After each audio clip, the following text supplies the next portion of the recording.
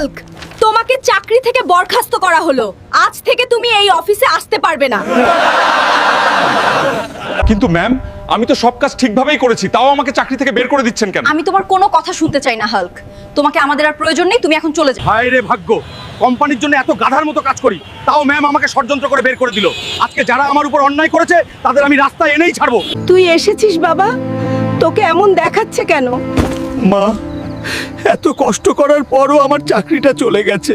মা, এখন আমাদের কি হবে? কোম্পানির জন্য এত খাটলাম, তাও আমাকে বের করে দিল। সবকিছু ঠিক হয়ে যাবে বাবা, তুই এখন একটু ধৈর্য ধর। এই নে বাবা, আমার এই গয়নাগুলো বিক্রি করে তুই নতুন করে কোনো ব্যবসা শুরু কর। কিন্তু মা, এগুলা তো তোমার শেষ গয়না, এগুলো আমি নিতে পারবো না। তোর এগুলা নিয়ে চিন্তা করতে হবে না বাবা, এগুলোর উপর আমার কোনো টান নেই।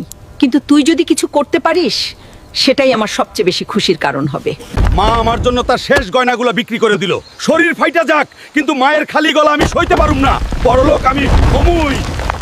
যাই, এখন এই লাল চন্দনগুলো বাজারে বিক্রি করে আসি। আমাকে আমার ভাগ্য পরিবর্তন করতেই হবে। আর তোমরা যদি চাও আমি সবার মুখে উচিত জবাব দেই, তাহলে চ্যানেলটা সাবস্ক্রাইব করে পাশে থাকো। এই নে হাল্ক, এই পুরো টাকার বান্ডিল তোর। তুই যদি এইভাবে কাঠ বিক্রি করিস, তাহলে তুই তাড়াতাড়ি অনেক কোটিপতি হয়ে যাবি। জি চাচা, তা তো আমাকে হতেই হবে।